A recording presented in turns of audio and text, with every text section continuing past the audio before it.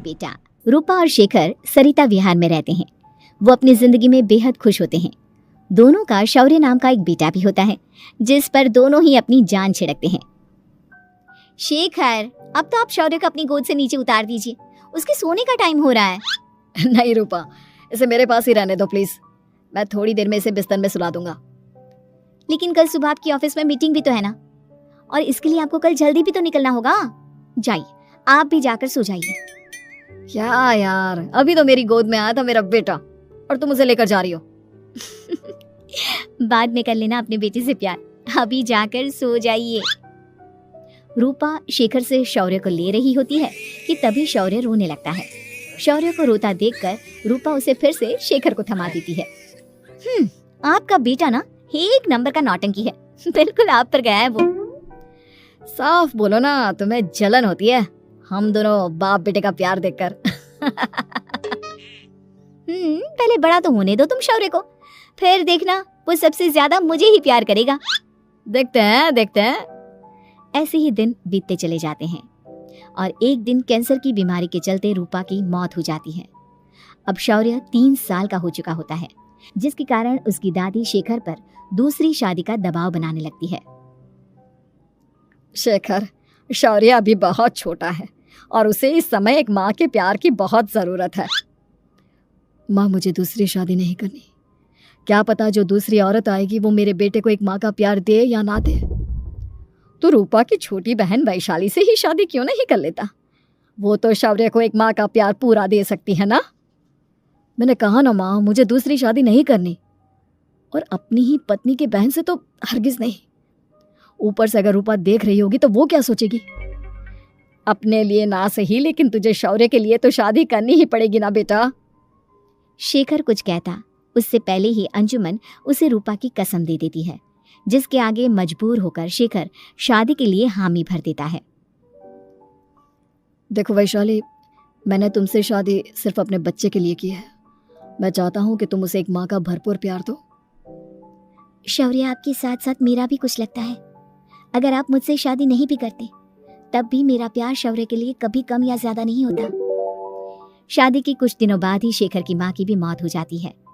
वैशाली शौर्य को एक माँ से भी बढ़कर प्यार देती है। शौर्य को लेकर वैशाली का यूं निस्वार्थ प्यार देखकर शेखर को भी उससे प्यार हो जाता है और कुछ सालों बाद शेखर और वैशाली का भी लड़का हो जाता है। लेकिन इसके बाद वैशाली का शौर्य को लेकर बर्ताव बदलने लगता है। वैशाली, मैं देख रहा हूँ तुम आजकल शौर्य का जरा भी ध्यान नहीं रख रही हो। मुझे पता नहीं था कि आदित्य के होने के बाद तुम इतना बदल जाओगी। आदित्य मेरा अपना सगा खून है और शौर्य दीदी का, फिर मैं दोनों में अंतर कैसे नहीं करूं? माँ भले ही दोनों के अलग अलग है, लेकिन पिता तो एक है ना। अगर मुझे पहले पता होता कि तुम इतनी जल्दी बदल जाओगी तो मैं कभी तुमसे शादी ही नहीं करता। हाँ, तो किसने कहा था आपसे मुझसे शादी करने के लिए?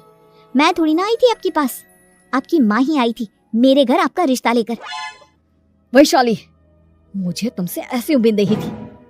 गुस्से में शेखर अपना पैर पटकता हुआ शौर्य को वहां से लेकर चला जाता है।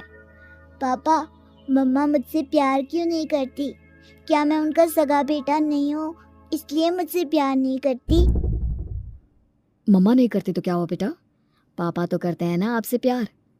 कुछ दिनों के बाद, आज तुझे खाना पीना कुछ नहीं मिलेगा, चल चुपचाप से अपने रूम में जाकर सो जा।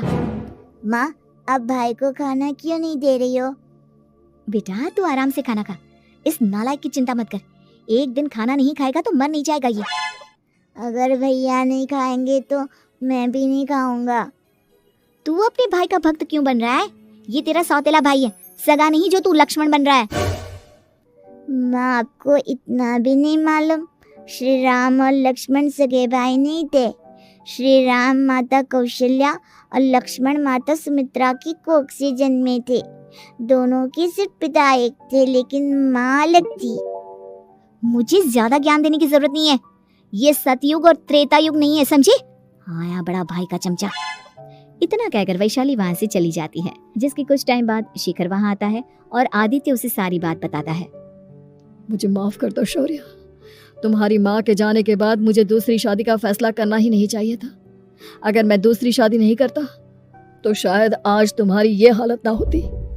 नहीं पापा, अगर आप शादी नहीं करते तो मुझे आदित्य जैसा छोटा भाई कभी नहीं मिलता। थैंक यू मुझे इतना अच्छा भाई देने के लिए। तुम दोनों हमेशा ऐसे ही साथ रहना, फिर कोई भी तुम दोनों का कुछ नहीं बिगाड़ पाएगा। चलो मैं तुम दोनों को आइसक्रीम खिला कर लाता हूँ, बहुत भूख लग रही है ना। शिखर शौर्य और आदित्य को आइसक्रीम दिलाने लेकर जाता है।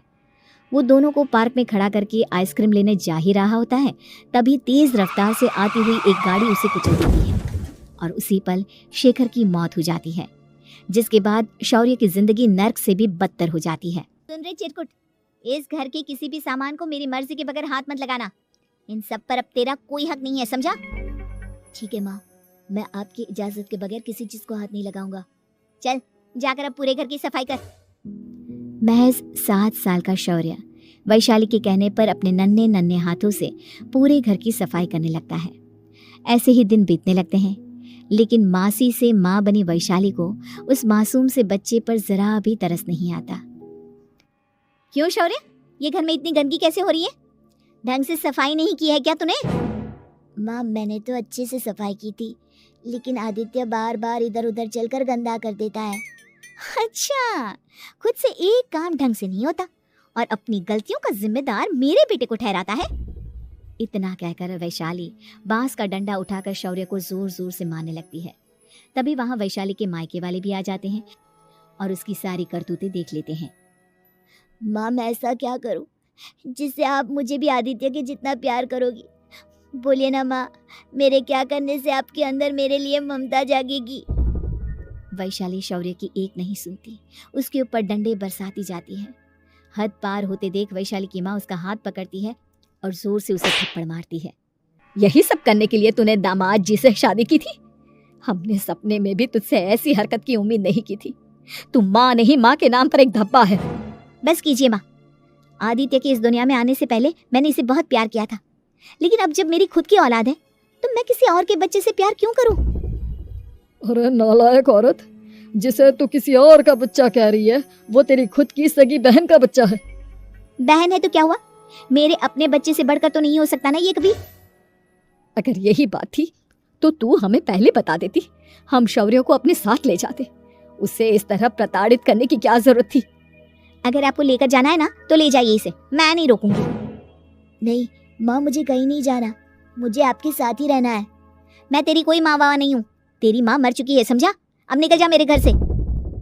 माँ अब बहुत गंदी हो, मुझे भी नहीं रहना आपके साथ, मैं भी भाई के साथ ही जाऊंगा। अरे तू क्यों जाएगा, तू तो मेरा सगा बेटा है, जाने दे इसे। हम यहाँ ऐश से रहेंगे, तुम्हारे पापा बहुत सारी जमीन जायदाद छोड़ गए हैं तुम्हारे लिए। नहीं माँ, मुझे भाई के साथ जाना है। आप अच्छी नहीं हो, आप बहुत बुरी हो, आप भाई को बहुत परेशान करती हो। देख वैशाली, तुझसे ज्यादा समझ तो इस मासूम बच्चे में है। ये तेरे बुरे कर्मों का ही नतीजा है जो आज तेरी सगी औलाद खुद से तुझे ठुकरा रही है। आदित्य, तुझे इस शौर्य ने भड़काया है ना मेरे खिलाफ? नहीं माँ, मुझे किसी ने भड़काया नहीं, पर मैं सब देखता हूँ, सब समझता हूँ। भाई बहुत अच्छा है, वो आपकी जैसा नहीं है। चलिए नानी। इतना कहकर वैशाली के मायके वाले आदित्य और शौर्य को अपने साथ ले जाते हैं और इस तरह वैशाली बड़े से घर में अकेली पड़ जाती है। 2 बेटों के होते हुए भी आज उसे माँ कहकर बुलाने वाला कोई नहीं होता।